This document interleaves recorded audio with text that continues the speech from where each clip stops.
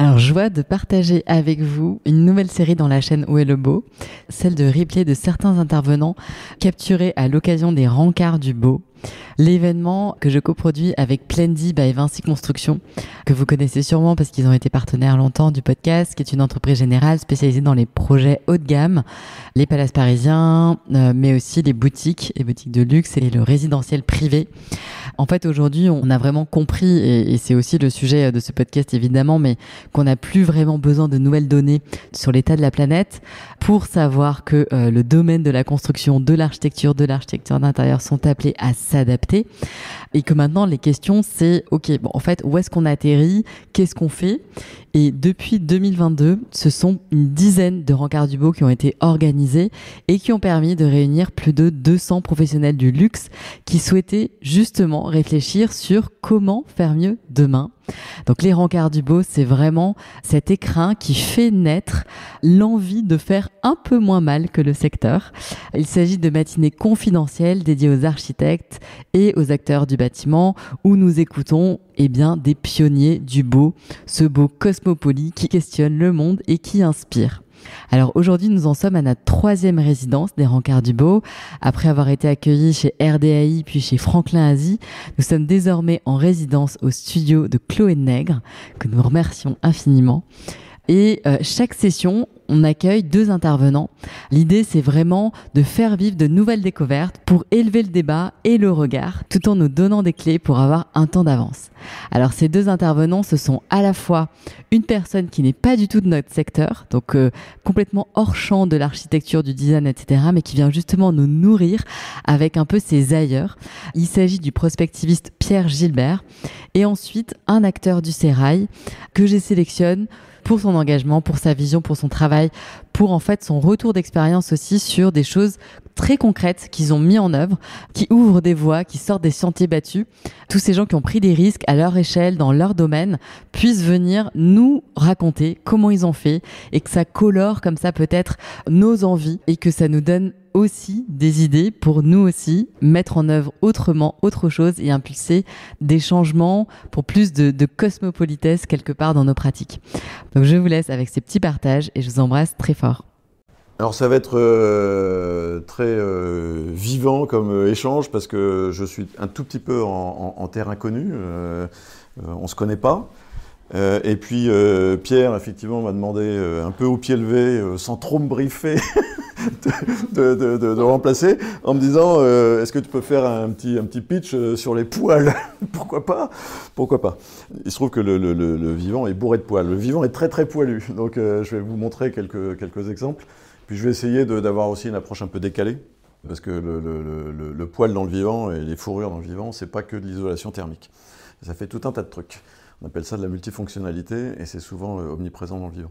Merci beaucoup pour l'invitation on se suit depuis longtemps sans forcément bien se connaître. En tout cas, ce qui est sûr, c'est que le monde est beau et si on veut qu'il reste beau, il faut que nous, on soit beau avec le monde pour rester en harmonie. Et donc, j'ai une agence de conseil en innovation. Effectivement, je viens de l'IFOP et de l'opinion publique et des études institutionnelles et marketing com. Puis ensuite, j'ai été chassé par DDB, j'étais président de DDB Corporate pendant quelques années. Et puis j'ai créé en 2016, en fait on est quelques-uns à avoir créé quelque chose qui s'appelle le CBIOS, pour fédérer l'écosystème. Le biomimétisme, c'est un vieux sujet. C'est un vieux sujet de recherche depuis très très longtemps, simplement. Comme c'est multi-académique et multi-sectoriel, c'est partout et nulle part. Et donc en 2014, on a pris l'initiative de créer quelque chose qui s'appelle le CBIOS avec Kalina Raskin, avec Emmanuel Delannoy, Tariq Chekchak, Paul Boulanger et quelques autres. Et puis dans la foulée, j'ai dit écoutez, tout ça c'est formidable. Moi j'étais tombé dans le développement durable en 2002 au moment du sommet de Johannesburg et je commençais à répéter en boucle qu'il fallait passer de la pédagogie du pourquoi à la pédagogie du comment. Et prendre le vivant comme modèle, c'est la boîte à outils. Ça fait 3,8 milliards d'années que la vie est présente sur Terre. Je ne sais pas si vous savez quel âge on a, nous, en tant qu'espèce. Homo sapiens sapiens, à peu près. 300 000 ans. Yes, 300 000, c'est le consensus scientifique, on a à peu près 300 000 ans. Ce qui fait qu'en réalité, on est une espèce extrêmement jeune. On est même la dernière espèce arrivée sur Terre, même si on est le fruit d'une longue évolution, hein, on vient des eucaryotes, etc. Mais disons que dans notre forme d'aujourd'hui, on a 300 000 ans, ce qui fait qu'en fait, on est en barboteuse dans cette classe de la vie, et pourtant on a déjà des enjeux vitaux. Et si on continue comme ça, on aura été l'espèce la plus éphémère sur Terre, ce qui n'est pas forcément une preuve d'intelligence. C'est pas un propos alarmiste. Rien n'est immortel, c'est ça que je veux dire. Rien n'est immortel dans le vivant. Même les forêts ne sont là que depuis 450 millions d'années. Ils ne sont pas là depuis toujours et pour toujours. Et puis je suis en train de lancer un collectif Biomimetic Invest pour mieux repérer des startups du biomimétisme. Il y a déjà une nouvelle génération de startups. Moi je suis plutôt orienté marché et revue de tendance, et d'autres sont plutôt scientifiques. Et il y a une génération d'entrepreneurs du biomimétisme. Elles ont déjà levé 600 millions en quelques années. Ça intéresse de plus en plus de monde, des investisseurs, des industriels, des entreprises comme les vôtres. Mais c'est souvent un sujet qu'on a du mal à attraper. Parce que souvent, il y a une espèce d'intimidation scientifique. Oh là là, j'ai pas 4000 chercheurs comme chez L'Oréal, donc je peux rien faire. Même L'Oréal a un peu de mal, donc c'est pas une question de nombre de chercheurs. Mais c'est pas que un truc de paillasse. C'est aussi une façon de repenser, ça peut être conceptuellement, comment est-ce que le vivant nous interpelle. Et c'est un peu ça que je vais vous montrer à travers quelques histoires de poils. Mais je voudrais vous raconter plein de trucs sur le biomimétisme, mais on le fera peut-être une prochaine fois. En tout cas, vous avez compris, l'idée c'est s'émerveiller de la beauté du monde, pour voir comment s'en inspirer, pour innover et pour se protéger nous-mêmes. On protégera bien quelque chose qu'on connaît. De temps en temps, je commence avec le quiz qui tue, où je montre des logos de grandes marques, sans le nom des marques, et je vous demande de les reconnaître mentalement. Et puis ensuite, je mets une autre planche avec 4 poissons, 4 insectes, 4 feuilles d'arbres, etc. Et forcément, c'est un peu moins facile. On s'est un peu perdu de vue avec le vivant, donc l'idée, c'est de s'en réémerveiller et de voir comment est-ce qu'on peut le considérer aussi comme un super ingénieur, un super designer, un super logisticien, un super créateur de couleurs, etc., pour qu'il nous aide à innover et à être créatif. D'une certaine manière, on laisse une place. Quand on réfléchit à quelque chose, on se dit comment est-ce que le vivant ferait pour répondre à notre enjeu. Et quelques semaines ou quelques mois ou quelques années plus tard, une fois qu'on a avancé dans le processus, on réinvite le vivant et on se dit, tiens, est-ce que la nature serait cliente de ce qu'on est en train de faire? Si elle n'achète pas, c'est qu'il y a un bug. Donc, poils, vous avez dit poils. Je ne bosse pas sur les poils 24-24 depuis 30 ans. Hein. Il y a des chercheurs qui font ça, hein. C'est-à-dire que vous prenez un Serge Berthier, j'ai montré un morpho là. Serge Berthier à l'Institut des nanosciences de Paris, ça fait 30 ans qu'il étudie la photonique. Parce que ce bleu est un bleu iridescent, c'est un bleu de coloration structurale, il n'y a pas de pigment, il n'y a pas de chimie.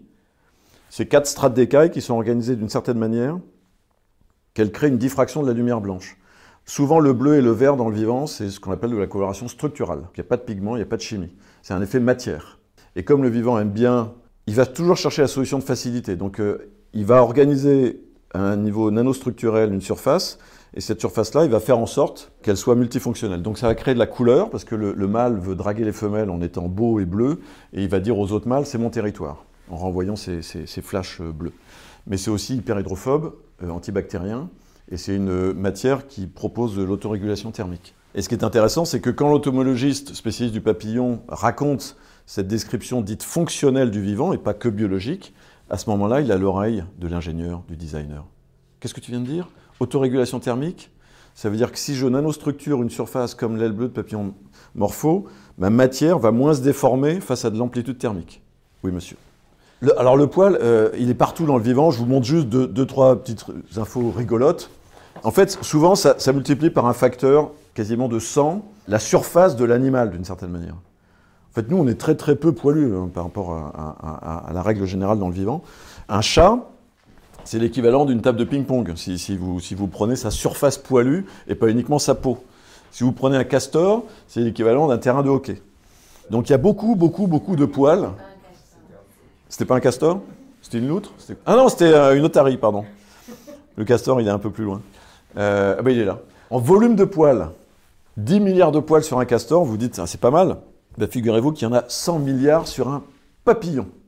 Si on continue pour rire, il y a autant de poils sur une abeille que sur un écureuil. Et donc, ça c'était en amuse-bouche, parce que c'est toujours interpellant. Et c'est toujours cette approche décalée qui fait que, rien que cette approche décalée, elle peut générer de l'imaginaire, de la création, etc. Parce que, en gros, c'est regardons le vivant d'une autre manière, changeons de regard sur le vivant. Ne le regardons pas uniquement comme de la matière, un stock, un décor de vacances, etc. Mais encore une fois, par une autre approche et un autre modèle descriptif.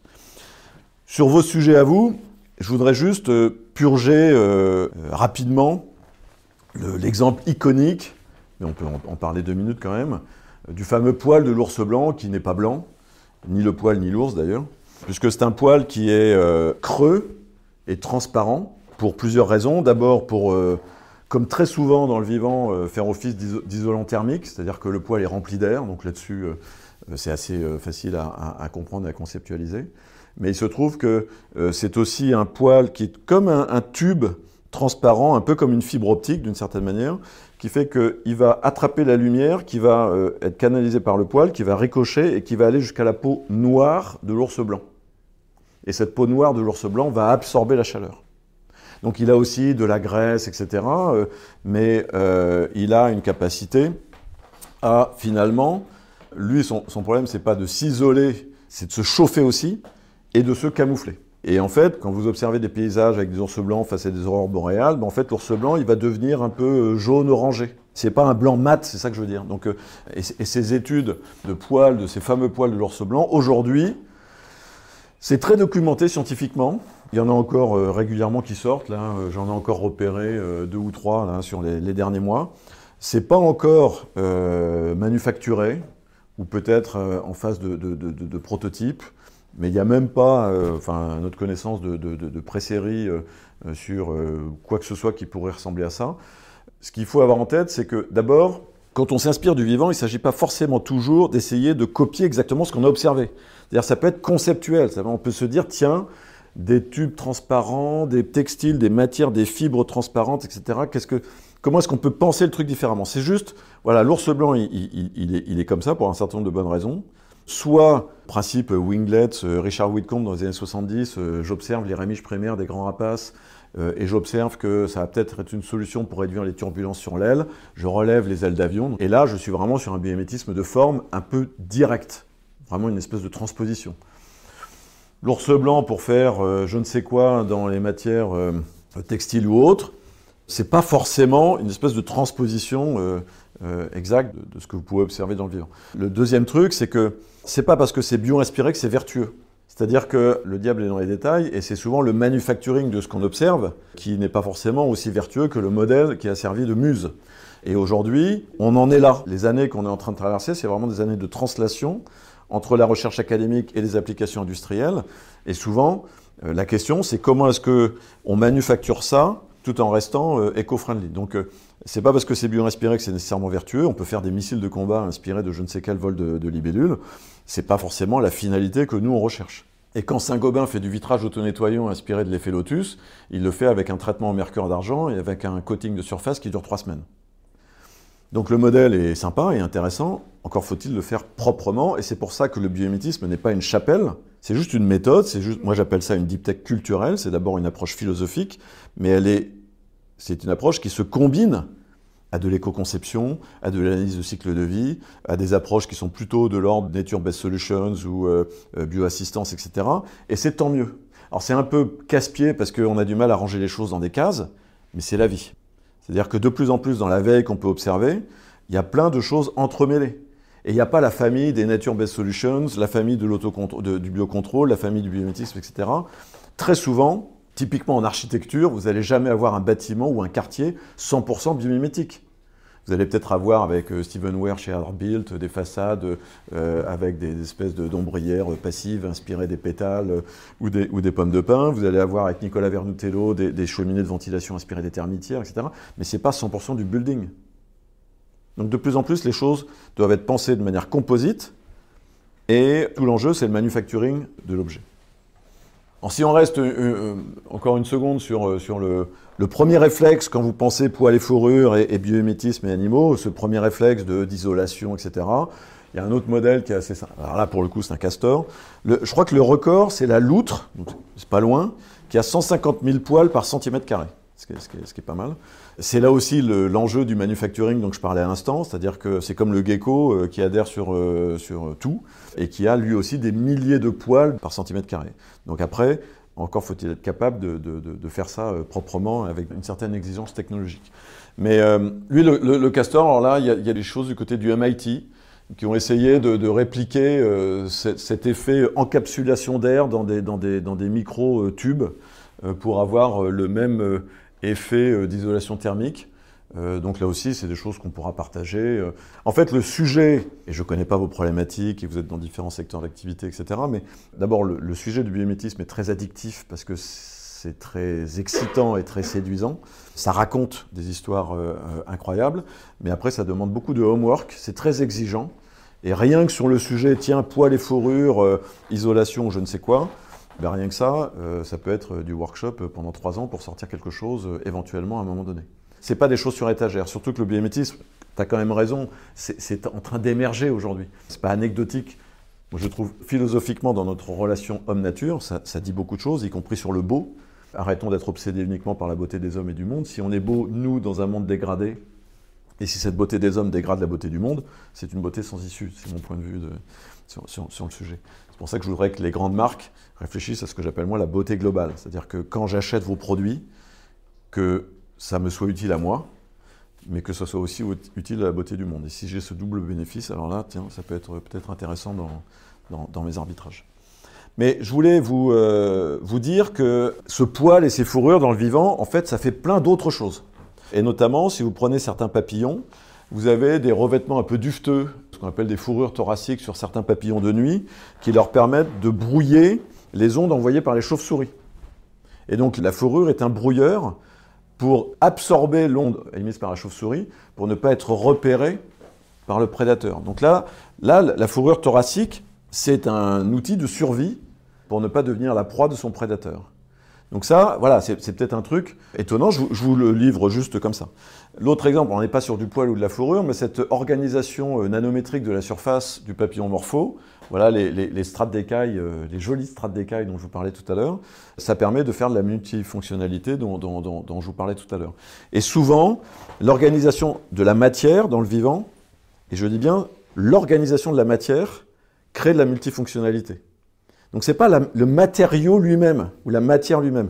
Vous prenez une coque de verre que vous micro-fissurez à la façon d'une nacre de coquille d'ormeau, ça reste du verre, mais s'il est micro-fissuré comme une nacre de coquille d'ormeau, McGill l'a fait au Canada, vous allez le rendre 200 fois plus résistant. Mais c'est la même matière, mais c'est l'organisation de la matière qui est différente.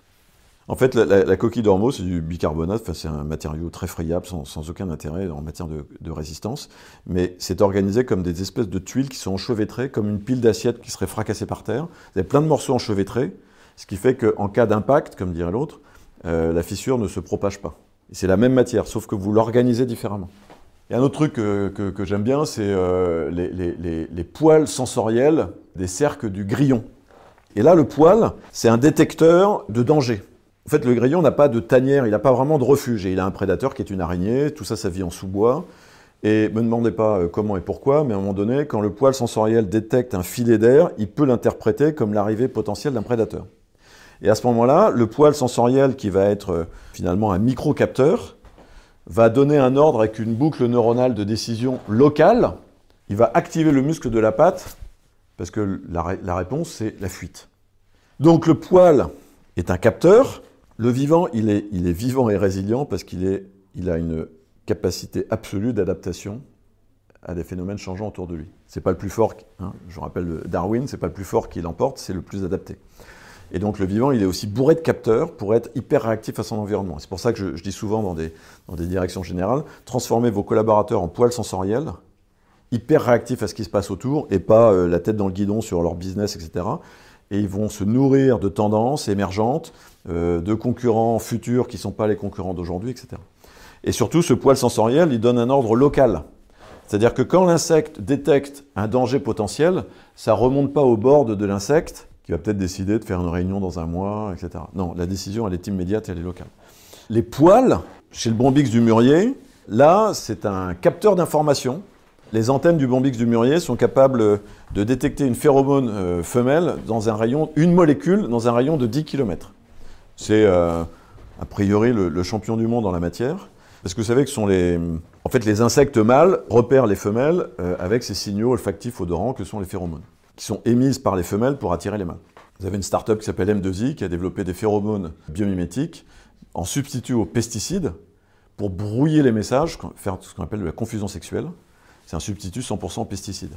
En fait, le mâle, quand il arrive sur le champ ou la forêt qui est protégé par ce brouillage de messages, il sent de la phéromone. Il doit être excité comme une bête parce qu'il sent des messages partout. Et il y en a peut-être des vrais là-dedans, sauf que c'est peut-être un vrai message pour 1 million. Donc c'est comme si vous arriviez sur un rond-point avec 2000 panneaux, vous ne savez pas où aller. Donc ils ne trouvent pas les femelles, il n'y a pas de larves qui sont les principaux ravageurs. Eh bien, le poil, là, c'est un outil qui va capter de l'information chez le Bombyx. Alors ça donne lieu à des recherches incroyables pour des nanotubes détecteurs de fuite de gaz, de drogue, de dangers divers et variés, pour voir comment est-ce qu'on peut s'inspirer de cette super capacité du Bombyx du mûrier. Autre caractéristique, peut-être un peu insoupçonnée de prime abord comme ça, du poil et du revêtement dufteux, bah, c'est un atténuateur de bruit chez la chouette. Alors la chouette, c'est captivant parce que c'est un gros oiseau hein, qui doit faire facile la largeur de la table. Et la chouette pourrait passer ici au-dessus de nous, on n'entendrait rien. C'est la championne du vol furtif parce qu'elle capture ses proies en vol. Si elle arrivait comme un B-52, évidemment, ça ne marcherait pas. Et du côté de Cambridge, ils sont interrogés pour essayer de comprendre comment elle fait. Et il se trouve que sur le bord de fuite de son aile, elle a un revêtement un peu poilu, un peu dufteux, qui va atténuer le bruit. Pourquoi? Parce qu'il y a toujours des frottements d'air, et c'est le frottement de l'air qui crée du bruit, mais il y a plein de petits frottements et qui ne sont pas en séquence. Ce qui fait qu'il y a moins de bruit, et les bruits générés sont plus dans les aigus, et donc se propagent moins loin, parce que comme vous le savez, c'est les graves, c'est les voisins, là, quand vous n'en pouvez plus certaines nuits, c'est les graves que vous entendez, pas les aigus. Et donc chez Enercon, Siemens, Engie, ils ont rajouté de manière assez grossière, encore une fois, on n'est jamais aussi beau et aussi bon que le vivant, mais ils ont rajouté des peignes sur les bords de fuite des ailes d'éoliennes, et ça réduit la nuisance sonore. On peut toujours avoir un débat sur les éoliennes, mais en tout cas, la problématique nuisance sonore a été réduite. Alors vous pouvez aussi penser le poil comme une matière, et là je vous montre juste deux choses sur cette fameuse soie d'araignée, qui est probablement le matériau le plus captivant et le plus prodigieux, probablement du règne vivant. Allez, allons-y carrément. Je vous montre deux trucs. D'abord, ce fil, cette fibre, elle garde toujours sa tension. C'est-à-dire que quand vous mettez votre main sur un fil d'araignée et que vous enlevez votre main sans rompre le fil, il va garder sa tension. Quand vous enlevez votre main, il n'est pas lâche. Et ça, un jeune chercheur, Arnaud Antkowiak, était venu nous l'expliquer à Biomexpo. Vous avez le long du fil des espèces de gouttelettes huileuses qui servent à scotcher les insectes et qui servent aussi comme des bobines de laine. Quand le fil s'étire, à se débobiner, et quand le fil se rétracte, à se réembobiner autour de la bobine. Donc le fil garde une tension permanente. Donc juste ça posé sur la table en disant, bah, tiens, là on peut avoir une fibre qui garde une tension si on a quelque chose qui ressemble à ça. Mais c'est aussi un matériau prodigieux, et là vous avez depuis 3 ans une première mondiale qui a été réalisée en Allemagne, sur la base des travaux de Thomas Scheibel, qui était venu nous présenter ça, à l'université de Bayreuth en Allemagne, et il y a une start-up qui a été créée qui s'appelle AM Silk, et ils ont réussi pour la première fois du monde à synthétiser la protéine de soie d'araignée. Vous ne pouvez pas élever des araignées, parce qu'elles sont cannibales. Donc vous pouvez commencer, mais ça devient vite un carnage. Et eux, ils ont réussi à synthétiser la fibre de soie d'araignée il y a 3 ans. Il y a pas mal de labos, y compris en France, qui travaillent là-dessus, mais c'est AM Silk qui a réussi à aller jusqu'au bout et à fabriquer ce matériau, alors qui est là aussi intéressant sur de multiples aspects. C'est-à-dire que souvent, le premier aspect qu'on a, c'est la résistance mécanique. Et donc on a des images, et qui sont vraies d'ailleurs, de toiles de soie d'araignée qui seraient capables d'arrêter un avion, ce qui est tout à fait juste, et de résistance mécanique. On dit que c'est 5 à 6 fois plus résistant que n'importe quel truc que l'humain a pu produire. Mais en fait, il y a plein d'autres caractéristiques, toujours la multifonctionnalité. C'est antibactérien, c'est hyperhydrophobe, etc. Quand vous voyez une toile d'araignée sale, entre guillemets, chez vous, c'est juste de la poussière qui s'est accumulée dessus, mais elle n'est pas colonisée par des bactéries. C'est pour ça que c'est aussi un matériau qui a des usages en cosmétique, en médical, qui peut être une nouvelle génération de sutures, etc. Donc voilà quelques exemples un peu rapidement et un peu en vrac sur le sujet. Il pourrait y en avoir d'autres. Hein. Vous pouvez penser à tout un tas de comment est-ce que le chat fait pour rester propre, et c'est quoi le bon équivalent entre le poil et la dispersion de salive et ce phénomène de frottement. Ça, c'est un sujet, par exemple, avec la recherche avancée de L'Oréal. Comment est-ce que demain, dans la salle de bain du futur, on peut se laver en consommant 1000 fois moins d'eau? Ça, c'est un sujet biomimétique avec la recherche avancée de L'Oréal, sur lequel on bosse depuis une dizaine d'années. Parce que le vivant est beau et propre, mais il ne prend pas de douche. Enfin, il y a la trompe de l'éléphant, si vous voulez, mais c'est quand même assez anecdotique. Je ne sais pas si vous avez des animaux. Nous, on habite en Picardie, on a un labrador. Il peut revenir dégueulasse, surtout en ce moment, d'une balade en forêt. 2 heures après, il est immaculé. Il n'est pas passé par la salle de bain. Donc il y a plein d'autres sujets. Là, c'est des Américains, Sharklet, qui ont inventé un sticker antibactérien qui mime les denticules de la peau de requin. Donc cette ingénierie de surface, que ce soit poils, fourrure ou denticules, après, encore une fois, la granularité est un peu variable, peut donner plein de pistes. Et je voudrais terminer avec ce petit schéma pour vous dire que, évidemment, le premier réflexe, quand on pense poils, fourrure, on va dire c'est le réflexe des bénéfices fonctionnels. C'est-à-dire que qu'est-ce qu'on pourrait imaginer comme nouveaux textiles, nouvelles matières, matières d'isolation, de chauffage, d'hydrophobie, de régulation, de ventilation, quoi que ce soit. D'accord. Je vous ai un peu emmené sur un autre terrain qui est le poil vivant comme un objet de communication. C'est-à-dire finalement, ce poil-là, c'est aussi un capteur, c'est des bioindicateurs. Ça peut donner des idées de textiles réactifs, c'est-à-dire qu'à un moment donné, peut-être que mon t-shirt peut m'informer sur la pollution de l'air, encore une fois, ou plein d'autres trucs, ou des choses plus positives. Mais c'est juste pour dire, le poil, la fourrure, ce revêtement-là, c'est aussi ça dans le vivant. J'ai pas dit c'est surtout ça, mais c'est en tout cas aussi ça. Évidemment, l'autre aspect, quand on intervient auprès d'entreprises, c'est, et je l'ai un peu dit tout à l'heure, c'est pas parce que c'est bio-inspiré que c'est vertueux, c'est que c'est important et intéressant de penser biomimétisme sur l'ensemble du process de création de valeur. C'est-à-dire que si vous avez un super matériau in fine, une super fibre, etc., inspiré de je ne sais quel autre truc vachement génial, mais que vous avez un manufacturing extractif de ressources en amont et d'écosystèmes que vous épuisez, quel est l'intérêt? Et parfois, vous pouvez avoir quelque chose qui est peut-être pas forcément si innovant que ça en matière de produits finis, mais qui peut être vachement innovant sur l'ensemble du processus de transformation industrielle et de sourcing. Et donc, moi, si demain, des grandes marques m'expliquent que le textile qu'elles me proposent, il n'est pas forcément dingue en matière d'innovation, mais il vient de permaculture et d'agroforesterie et d'approche locale avec des paysans, je ne sais où, etc., qui vivent de leur terre, machin, ben, ça me raconte une espèce de bénéfice global qui peut être intéressant dans mon trade-off de consommateur. Et le quatrième aspect, c'est demain, vous allez peut-être avoir envie de creuser quelques sujets inspirés du vivant, et vous allez toujours raisonner bénéfice produit, bénéfice innovation, bénéfice pour ma boîte, etc. C'est quoi le bénéfice pour le vivant? Quelle est la réciprocité? Comment est-ce que le beau que vous créez permet aussi d'entretenir la beauté du monde? Voilà. Je laisse ça en l'air. Voilà, mais en tout cas, le principe général, et j'ai terminé, c'est que on a l'habitude de dire, je le rappelais un peu tout à l'heure, nous, on a 300 000 ans, à peu près. On est très, très, très jeunes. C'est pour ça qu'on fait plein de bêtises, probablement. Et on a plein à apprendre de ces 3,8 milliards d'années d'existence de la vie sur Terre. Sur une année calendaire du 1er janvier au 31 décembre, on est arrivé le 31 décembre à 23h30. Donc forcément, plutôt que d'être prétentieux et à s'asseoir au fond de la classe et expliquer à tout le monde le début du cours, ben on écoute un peu ses voisins. C'est que des cracks autour de nous.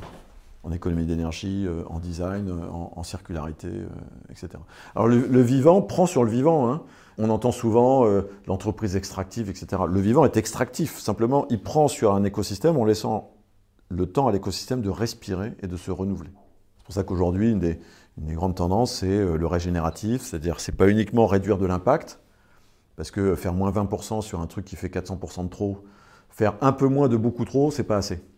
Et donc l'idée, c'est comment est-ce que on ressource cette matière vivante, ça s'appelle la biodiversité. Et tout ça est lié aux enjeux carbone, parce que probablement que dans vos structures, dans vos entreprises, on est encore beaucoup dans une obsession carbone, et c'est très bien. Mais si on veut décarboner l'atmosphère, l'urgence, c'est de recarboner la Terre. Parce que l'excès de carbone qu'on a dans l'air, il ne vient pas de la planète Mars. C'est un carbone qu'on a trop extrait, qu'on n'arrive plus à réintégrer. Pourquoi? Parce que 6e extinction. Et donc, toutes les boîtes du monde, même dans les services financiers, etc., doivent, d'une manière ou d'une autre aujourd'hui, être des créateurs de biodiversité. Voilà. Et tout ça arrive pas par hasard, c'est qu'on a des enjeux, le monde change, on a des ressources finies, on a une biodiversité qui s'effondre. Et je ne dis pas ça pour faire un rappel alarmant et alarmiste, c'est juste pour dire que, en fait, ces contraintes-là, c'est le cahier des charges du vivant depuis 3,8 milliards d'années. Je veux dire, l'ensemble des espèces qui vivent sur Terre ont des ressources finies et vivent sur un monde qui change tout le temps. C'est normal, en fait. Théorie de l'évolution, le vivant s'adapte à un truc qui change. Aujourd'hui, il se trouve qu'il change trop vite. Ok. Mais c'est pas juste un problème qui se pose à nous en tant qu'espèce humaine. Le vivant, depuis toujours, gère des ressources finies. Et il y arrive. Et puis ça, c'est un petit rappel d'une photo que j'adore, qui n'est pas une photo de Thomas Pesquet, etc. Cette photo n'est même pas une photo de Neil Armstrong. Cette photo s'appelle Earthrise, le lever de terre. Elle a été prise par Bill Anders sur la mission Apollo 8, en décembre 68, même le 25 décembre 68, le cliché. Donc 6 mois avant le premier pas de l'homme sur la Lune. Parce que la mission d'Apollo 8, c'était d'aller repérer les bonnes zones d'alunissage pour, je ne sais pas s'ils savaient que ça serait 6 mois après, mais pour le futur premier pas. Et donc il y a un photographe qui s'appelle Bill Anders dans la mission, et il regardait ses pieds, quoi, d'une certaine manière. Il prenait des photos du sol lunaire. Et à un moment donné, je vous demande juste de faire l'exercice mental. À un moment donné, il voit dans un hublot, ça s'appelle lever de terre, il voit la Terre qui apparaît comme ça. Et c'est la première fois qu'un homme voit la Terre. Et donc il est captivé. Il demande à Jim Lovell, qui faisait partie de l'équipage, de lui donner une pellicule. J'ai la bande-son, j'ai retrouvé la bande-son, etc. J'ai réécrit l'histoire. Et Jim Lovell, il est incarné par Tom Hanks dans Apollo 13. Il vit encore, 96 ans. Bill Anders, qui a pris la photo, il est mort l'année dernière, 93 ans, en pilotant seul un avion de chasse de collection de la Deuxième Guerre mondiale. Bref, Jim Lovell ne trouve pas la pellicule, et il y a la bande-son qui dit « Ah, ben je l'ai ratée », et puis elle réapparaît dans un autre hublot, il met la pellicule Kodak, couleur, il prend le cliché, et 3 jours après, il le développe, et surtout, il apporte une légende à cette image, qui est beaucoup plus émotionnante que le petit pas pour l'homme, etc. Il dit « Nous étions partis explorer la Lune, et nous avons découvert la Terre ». Et ça a impacté l'humanité. Discours de Chicago, Georges Pompidou, 1970, quelques mois après, où il dit, là aussi je l'ai retranscrit, j'ai retrouvé la bande-son de Lina, etc. C'est délirant de prospective et de vision. Bon, ça n'a pas assez impacté l'humanité, mais il dit en gros, les activités humaines sont devenues telles qu'elles comportent le risque de destruction de la nature elle-même. Donc voilà, c'est ça l'idée, s'inspirer du vivant, et encore une fois, pas que à un niveau d'ultra-performance R&D, de nanostructure, etc. C'est s'inspirer des principes. Alors ça peut être aussi une coloration structurale, etc. Après, encore faut-il être capable d'aller au-delà de la série limitée. Mais bon, une série limitée, ça peut être intéressant aussi. Mais de s'inspirer de ces principes-là pour les appliquer aux activités humaines dans ce que j'appelle moi un objectif de performance globale. Voilà. C'est du win-win pour nous et le reste. Voilà, donc c'est pour ça, spot de pub, que j'ai créé cet événement BM Expo et que vous êtes les bienvenus au Faro en septembre pour la prochaine édition où vous rencontrerez des choses étonnantes et des gens étonnants et passionnants sur le sujet. Voilà ce que je voulais vous proposer de manière un peu improvisée ce matin, mais voilà. Merci beaucoup.